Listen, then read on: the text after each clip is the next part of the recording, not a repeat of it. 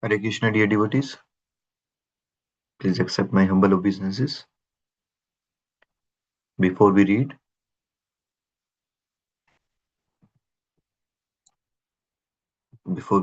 let's invoke the blessing of the Lord. Om Namo Bhagavate Vasudevaya. Om Namo Bhagavate Vasudevaya. Om Namo Bhagavate Vasudevaya. Om Jnanatimirandasya Jnananjanashalakaya Chakshurunmilitam Yena Tasmai Shri Gurve Namah. वाञ्छाकल्पतरुभ्यश्च कृपासिन्धुभ्येव च पतितानां पावनेभ्यो वैष्णवेभ्यो नमो नमः।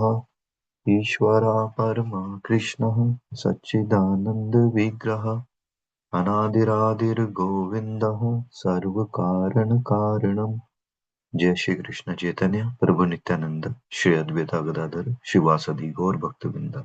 हरे Krishna Krishna Krishna Hare Hare, Hare Ram, Ram Ram, Hare Hare.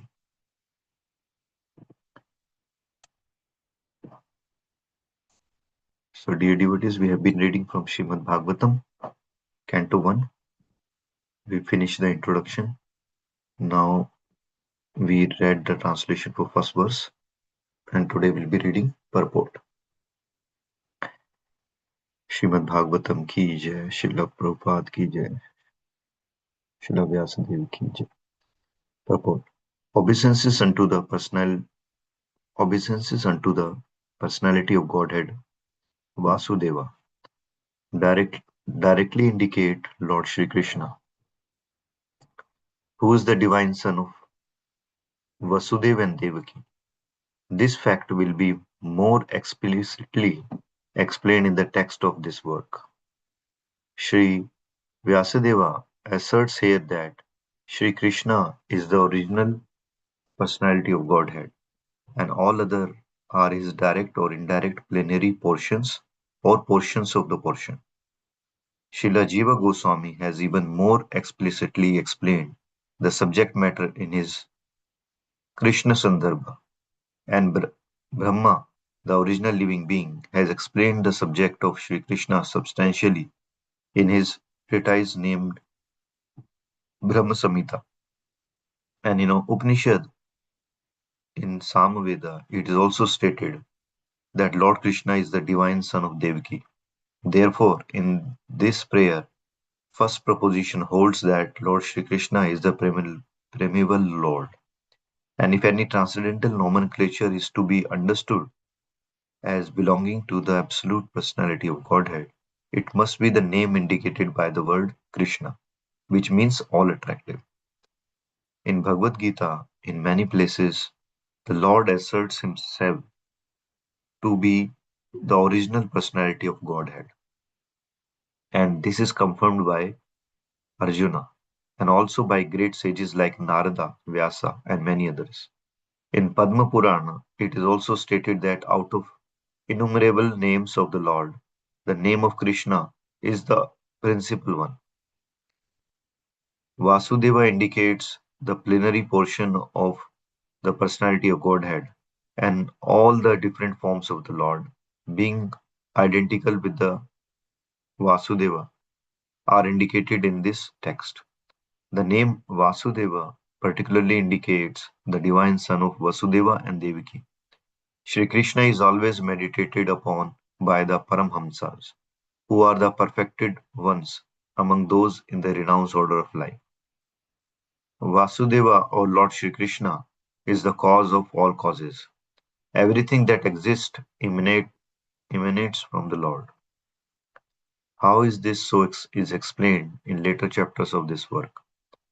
This work is described by Mahaprabhu Sri Chaitanya as the spotless Purana because it contains the transcendental narration of the personality of Godhead Sri Krishna. The history of Srimad Bhagavatam is also very glorious. It was compiled by Sri Vyasadeva after he had attained maturity in transcendental knowledge. He wrote this under the instructions of Sri Naradji. his spiritual master. Vyasadeva compiled all Vedic literatures containing the four divisions of Vedas, the Vedanta Sutras or Brahma Sutras, the Puranas or the Mahabharata, and so on. But nevertheless, he was not satisfied. His dissatisfaction was observed by his spiritual master, and thus Narada advised him to write on the transcendental activities of Lord Shri Krishna. These transcendental activities are described specifically in the 10th canto of this work. But in order to reach to the very substance, one must proceed gradually by developing knowledge of the categories. It is natural that a philosophical mind wants to know about the origin of the creation. At night, he sees the stars in the sky and he naturally speculates about their inhabitants. Such inquiries are natural for man because man has a developed consciousness which is higher than that of animals. Author of Srimad Bhagavatam gives a direct answer to such inquiries. He says that Lord Krishna is the origin of all creation. He is not only the creator of the universe but destroyer as well. The manifested cosmic nature is created at certain period by the will of the Lord. It is maintained for some time and then it is annihilated by his will. Therefore, supreme will is behind all cosmic activities. Of course, there are atheists of various categories who do not believe in a creator, but that is due to a poor fund of knowledge. The modern scientist, for example, has created space satellites, and by some arrangement or other, these satellites are thrown into outer space to fly for some time at control of the scientist who's far away. Similarly, all universes with innumerable stars and planets are controlled by the intelligence of the personality of Godhead. In Vedic literature, it is said that Absolute Truth, personality of Godhead, is the chief amongst all living personalities. All living beings, beginning from the first created being Brahma down to the smallest ant, are individual living beings. And above Brahma, there are even other living beings with individual capacities. And the personality of Godhead is also similar living being. And he is an individual, as are the other living beings. But the Supreme Lord, or the Supreme Living Being, has the greatest intelligence, and he possesses supermost inconceivable energies of different varieties. If a man's brain can produce a space satellite, one can very easily imagine how brains higher than man can produce similar wonderful things which are far superior. The reasonable person will easily accept this argument, but there are stubborn atheists who never agree. Srila Vyasadeva, however, at once accepts the supreme intelligence as Parameshwara. He offers his respectful obeisances unto the supreme intelligence, addressed as the Para or Parameshwara or the supreme personality of Godhead. And that Parameshwara is Sri Krishna, as admitted in Bhagavad Gita and other scriptures delivered by Vyasadeva, and specifically in the Srimad Bhagavatam. In Bhagavad Gita, the Lord says that there is no other Paratattva, Samam Bonam, than himself. Therefore, Srila Vyasadeva at once worships Paratattva, Sri Krishna, whose transcendental activities are described in 10th canto. Unscrupulous persons go immediately to the 10th canto and especially to the five chapters which describe Lord's Rasa dance. This portion of the Srimad Bhagavatam is the most confidential part of this great literature. Unless one is thoroughly accomplished in the transcendental knowledge of the Lord, one is sure to misunderstand the Lord's worshipable transcendental pastimes called Rasa dance and his love affairs with the gopis. This subject matter is highly spiritual, and only liberated persons who have gradually attained to the stage of Paramhamsa can transcendentally relish this rasa dance. Srila Vyasadeva therefore gives the reader the chance to gradually develop spiritual realization before actually relishing the essence of the pastimes of the Lord. Therefore, he purposefully invokes a Gayatri mantra, Dhimahi. This Gayatri mantra is meant for spiritually advanced people. When one is successful in chanting the Gayatri mantra, he can enter into transcendental position of the Lord. One must therefore acquire Brahminical qualities or be perfectly situated in the quality of goodness in order to chant the Gayatri mantra successfully, then attain to the stage of transcendentally realizing the Lord, His name, His fame, His qualities, and so on. Srimad Bhagavatam is the narration of the Swarupa of the Lord, manifested by His internal potency. This potency is distinguished from the external potency which has manifested the cosmic world, which is within our experience. Srila Vyasadeva makes a clear distinction between the two in this shloka. Srila Vyasadeva says herein that the manifested internal potency is real, whereas external manifested energy in the form of material existence is only temporary and illusory, like the mirage in the desert. In the desert, mirage, there is no actual water. There is only appearance of water. Real water is somewhere else.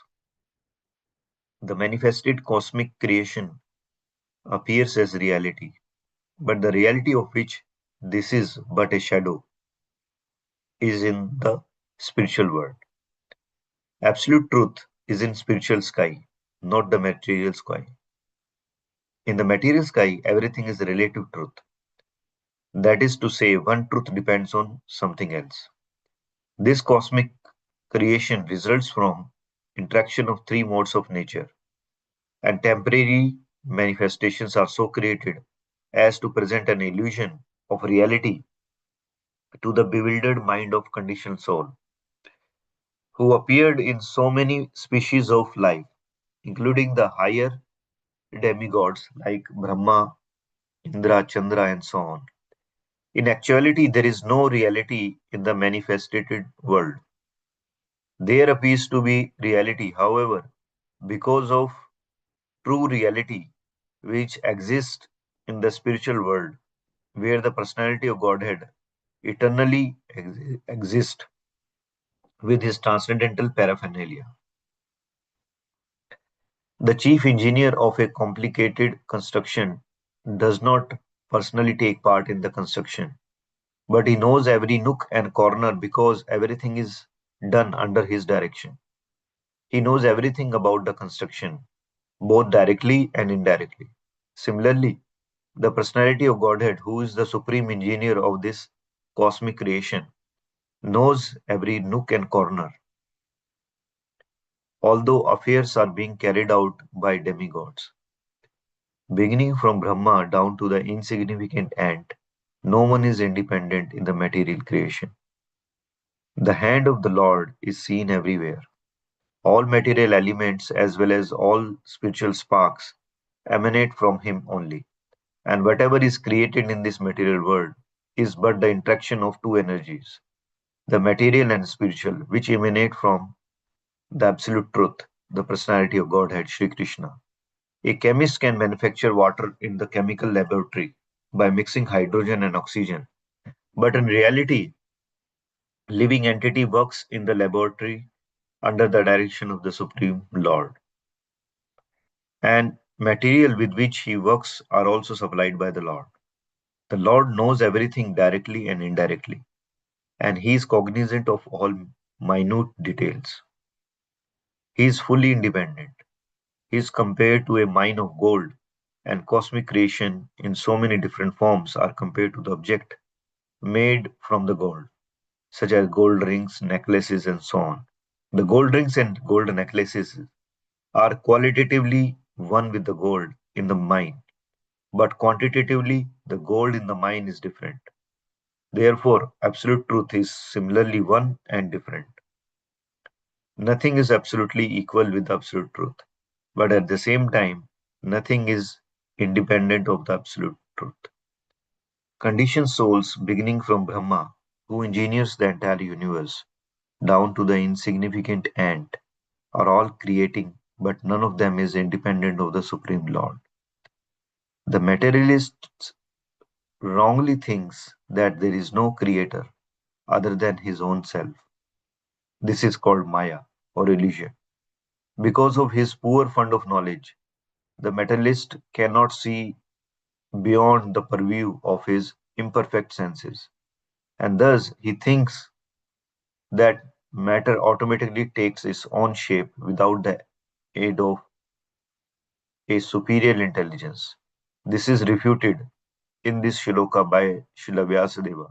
Since the complete whole or absolute truth is the source of everything, nothing can be independent of the body of the absolute truth. Whatever happens to the body quickly becomes known to the embodied. Similarly, creation is the body of absolute whole. Therefore, absolute knows everything directly and indirectly that happens in the creation. So we'll stop here.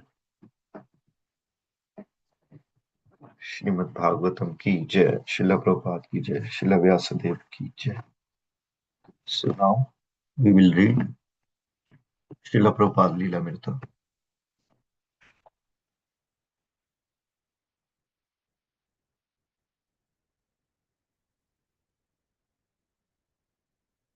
Srila Prabhupada ki jai, His Holiness Satsvarup Das Goswami Maharaj ki jai.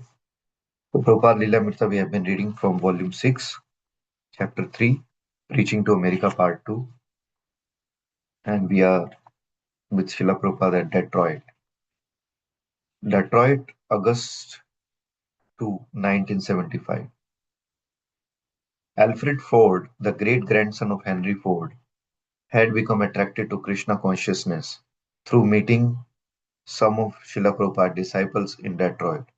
And through reading Bhagavad Gita as it is, he had adopted the principles of Krishna consciousness, begun regularly chanting 16 rounds, and was now Srila Prabhupada's initiated disciple, Amrisha. Today, Amrisha was at the airport behind the wheel of a wide Lincoln Continental limousine, waiting to meet Srila Prabhupada. On seeing Srila Prabhupada's approach, Amrisha got out of the driver's seat and offered obeisances. He opened the back door of the limousine for Srila Prabhupada, shut it, and returned to his seat, just like menial chauffeur. We devotees also have a car, said Prabhupada as they drove away. But we are going to temple and distributing books with it. Anything can be used for Krishna. Here is a rich man's son, Alfred Ford. We are giving him little spiritual teaching and he is happy. Another of Srila Prabhupada's Detroit disciples was Elizabeth Reuther, now Lekha Shravanti Devi Dasi, the daughter of labor leader Walter Reuther. Amrisha told Prabhupada that Fords and Reuthers had been enemies, but now two of their descendants were peacefully working together in Krishna consciousness. Srila Prabhupada was pleased with the humility of these two disciples, and while he gave them some special status, it did not dot on the fact that they were from such famous families. Amrisha and Lekha Shravanti saw themselves as humble servants of the Vaishnavas. On the way to temple, Prabhupada's car passed a large modern building displaying flags of many nations and large sign. World Headquarters, Ford. One of the devotees turned to Amrisha and asked, "Is this where you work?"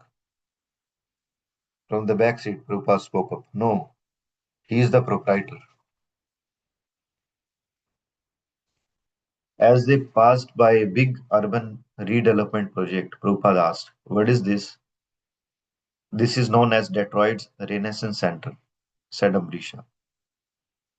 "They will never have Renaissance," Prabhupada replied. The Detroit temple was located in an old brick house, with the temple room in the third floor at attic. The lease was soon due to run out, and the Govardhan, the temple president, was looking for new place. He showed Prabhupada photos of likely buildings, one of them a mansion of late auto industry millionaire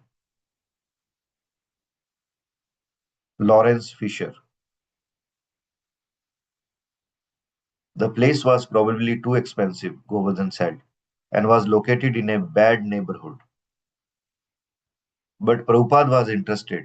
In fact, whatever devotees cited as bad about the mansion, Prabhupada would say was actually good, or at least could be easily rectified.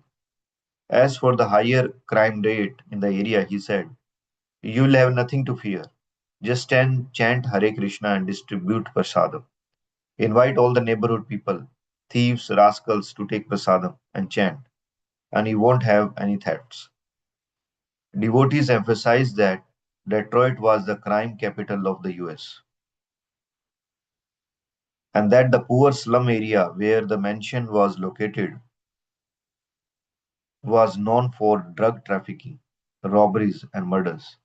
But Srila Prabhupada repeated that they should not be afraid. I lived in the Bowery, he said, and he described how the bums used to urinate on his front door and lie across doorway. But when he would come to enter the building, they would get up and say, yes, sir, come on, sir.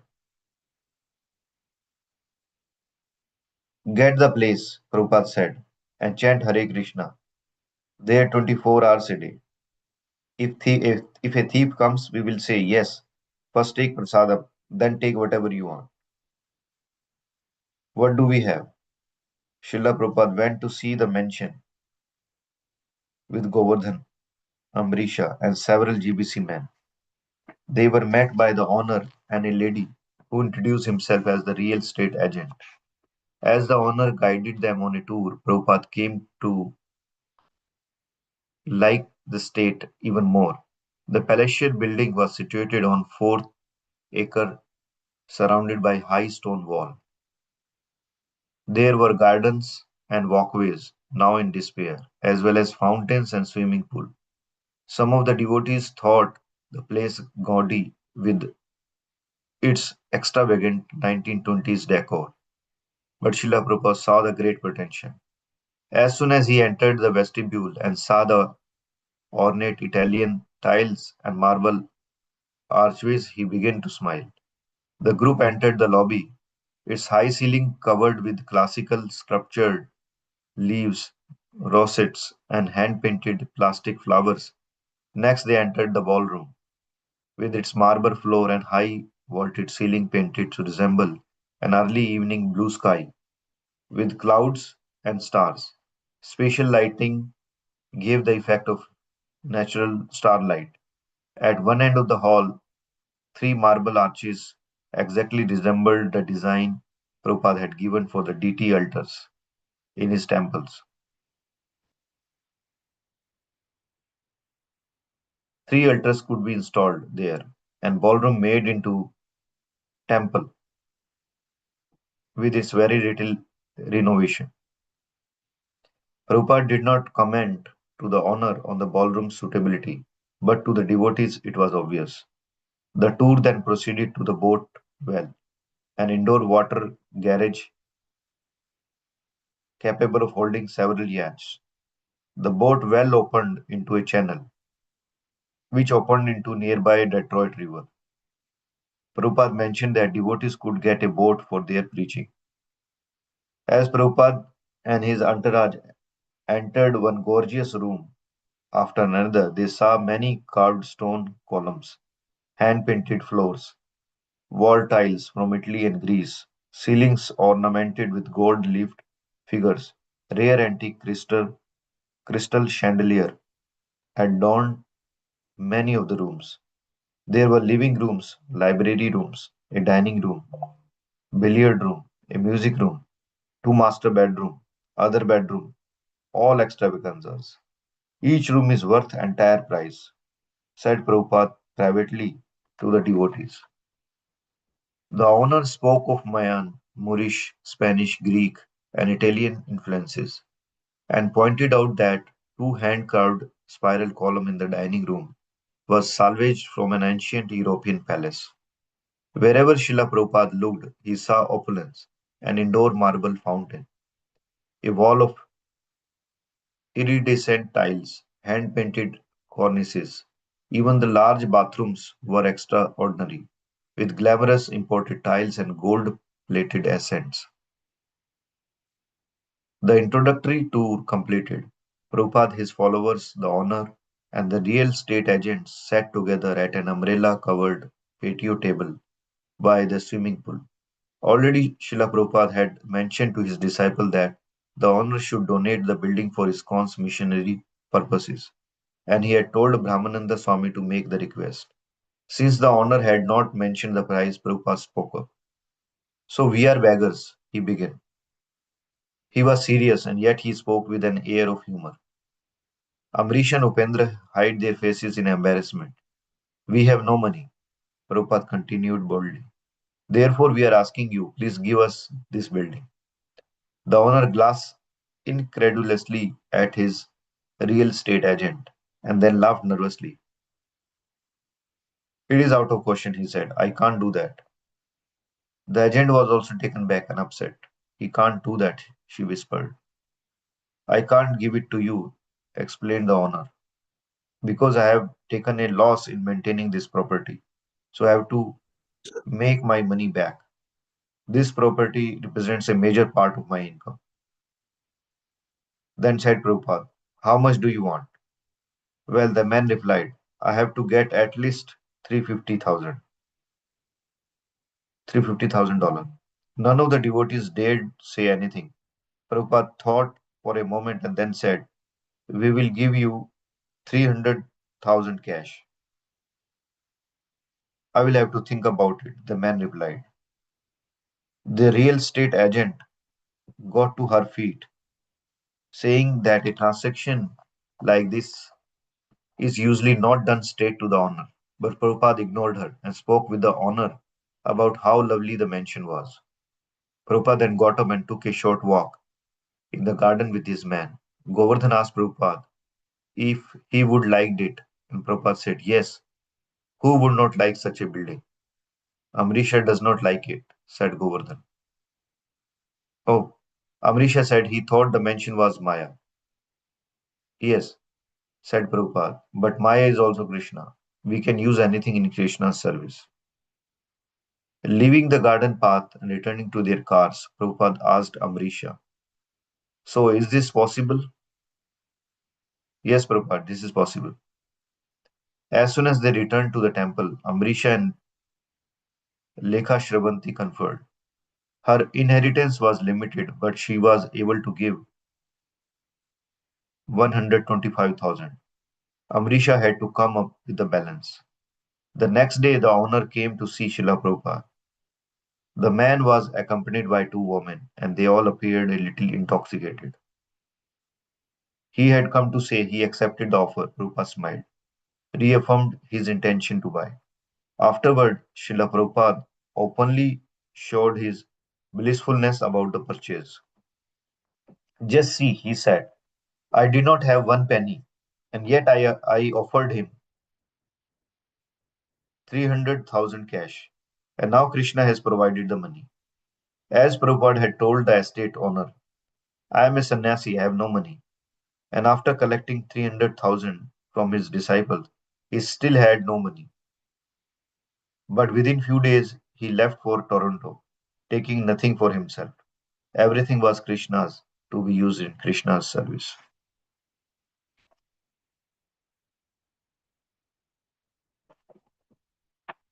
Toronto, August 7th, 1975.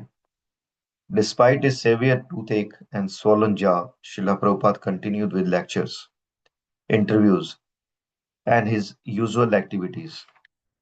He could not chew and took only pureed fruit.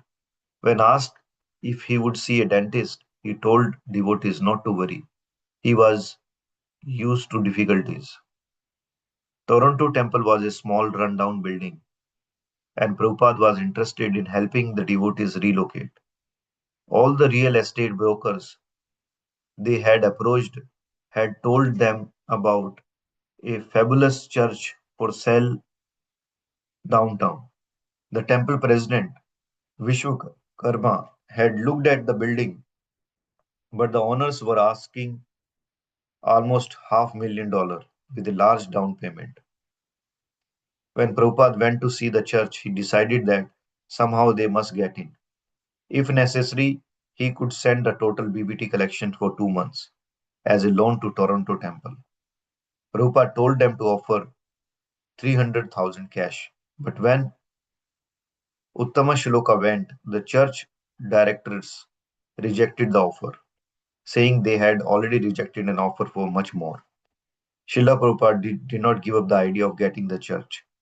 However, he mentioned it before meeting of Indians. Near the end of the program, when host begged Prabhupada to return again to bless them, Prabhupada took the opportunity to request all present to please help the devotees raise money to purchase the church. Once they had actually purchased it, he said he would return to Toronto. Many of the gentlemen present promised to help. So we'll stop here. Srila Prabhupada ki jai. His Holiness Satsvarup Das Goswami Maharaj ki jai. So dear devotees, this temple mentioned Detroit temple.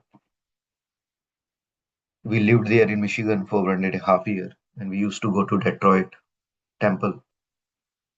There Radha, Shri Radha Kunj Vihari Ji was installed by Srila Prabhupada in Detroit temple. That temple mansion, it's a mansion actually, and it's such a big place, outdoor as well as indoor. And see how Srila Prabhupada negotiated, right? $300,000 in 1975, but still, how he got that mansion, and it's very beautiful actually. They have the stage, they have that ballroom where they mentioned that's a temple. So beautiful. So if you get a chance to visit Detroit, please do visit. Beautiful deities and very good congregation in Detroit, devotees congregation. All right. So anybody has any question, correction, chastisement, any realization before we continue chanting?